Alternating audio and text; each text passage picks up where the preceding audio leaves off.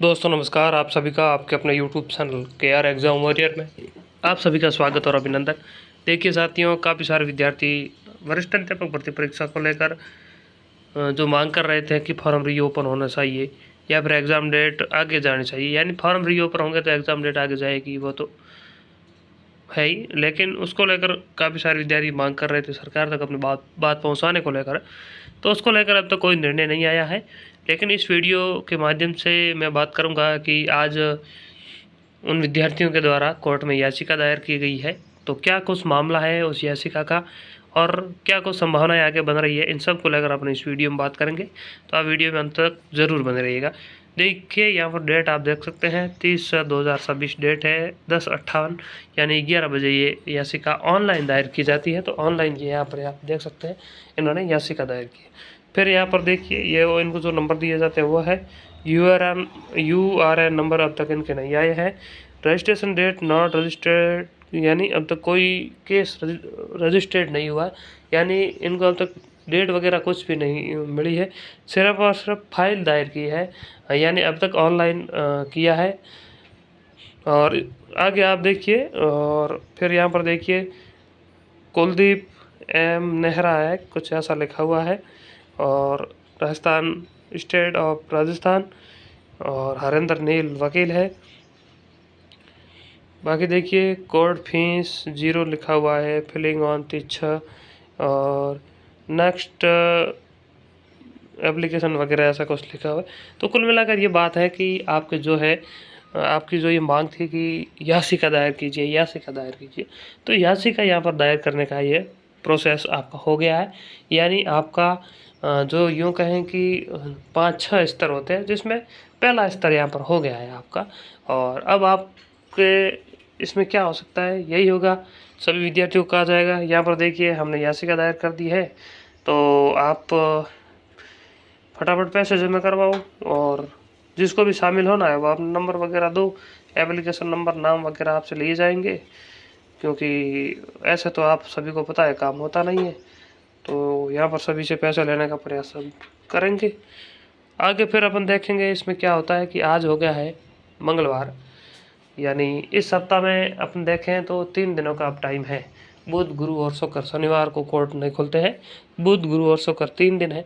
3 दिनों में आज तो केस फाइल हुआ है, तो अभी भी आपको, मेरे को ये संभावना लग रही है कि इस सप्ताह सुनवाई की आपकी डेट नहीं आएगी। क्लियर कट बात है, नंबर आ सकता है, लेकिन सुनवाई की डेट आपको अगले सप्ताह में ही मिलेगी, क्योंकि केस फाइल हुआ है। फिर इसमें बहुत सारे केस होते हैं, किस तरीके का केस फाइल किया है उस अनुसार आपको संभावना यह है कि अगले सप्ताह आपकी जो है सुनवाई में नंबर आ सकता है।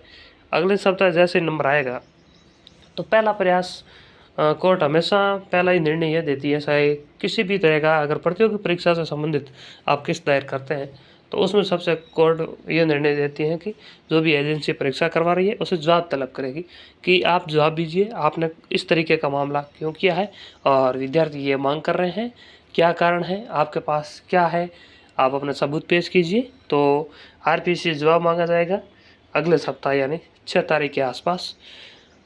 फिर RPSC क्या जवाब देती है, क्या करती है, कुल मिलाकर ये मामला होगा आपका। तो कुल मिलाकर ये मामला है रीओपन वालों के लिए। और दूसरी बात अब अपन करते हैं जो रेगुलर तैयारी कर रहे हैं उन विद्यार्थियों के लिए। उन विद्यार्थियों को मैं बस यही कहना चाहूँगा कि आप अपनी तैयारी जारी रखिएगा। आपको किसी भी तरीके का तनाव नहीं लेना है। आप जिस हिसाब से तैयारी कर रहे थे उसी ही स्पीड से आपको तैयारी जारी रखनी है। आपका एग्ज़ाम 12 जुलाई को ही है, ये बात आपको मान के चलना है, क्योंकि ये बहुत लंबा प्रोसेस है और याचिका दायर करने में बहुत समय लेट हो गया है। तो और RPSC का रवैया बहुत ही सख्त होता है, तो इसको लेकर आपको ज़्यादा तनाव वगैरह नहीं लेनी है। और अगले सप्ताह तक 6 तारीख तक आपको इंतजार करना है, तब तक पूर्ण तो सब कुछ क्लियर हो जाएगा कि क्या कुछ होना है नहीं है।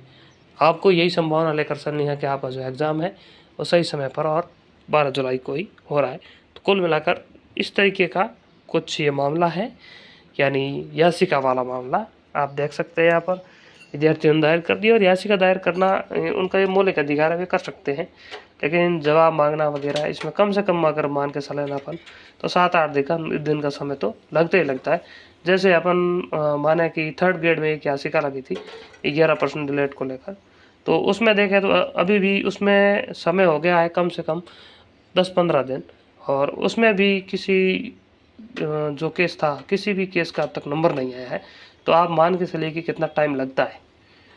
तो कोर्ट से मार्फत मुझे नहीं लगता कि आपकी डेट आगे बढ़ेगी। सीएम स्तर का मामला है और उस अधिकारियों का मामला है ये मामला सिर्फ और सिर्फ अब मुख्यमंत्री जी के ही हाथ में है और किसी के हाथ में नहीं है। ये बात आप मान के चलिए। बाकी विद्यार्थी कई कुछ भी कहेंगे, कई गालियाँ वगैरह भी देंगे कि आपको कोई मालूम नहीं है, लेकिन आप देख लेना सिर्फ और सिर्फ संभावना यही है कि इस मामले का निस्तारण आपकी फॉर्म रीओपन की क्या संभावना है, कौन करवा सकता है, सिर्फ और सिर्फ सीएम। क्योंकि बाकी प्रोसेस में टाइम लगेगा, तब तक परीक्षा हो जाएगी और परीक्षा होने के बाद कुछ भी नहीं होता है। आरपीएससी जवाब मांगेगी और ये जवाब दे देंगे और फिर कुछ भी नहीं होना ज़्यादा।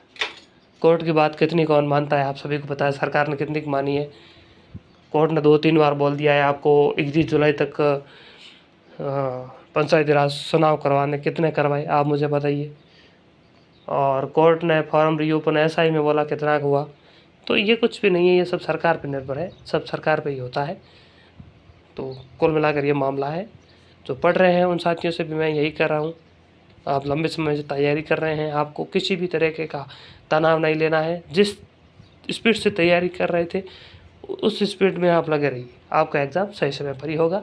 बाकी वाले जो फॉर्म रीओपन को लेकर चल रहे हैं तो आप अपना काम करते रहिए। तो दोनों ही तरह के विद्यार्थियों को मैं यही कहना चाहूँगा, आप अपने अपने हिसाब से चलते रहिएगा। धन्यवाद साथियों, मिलेंगे अगली वीडियो में, तब तक के लिए धन्यवाद।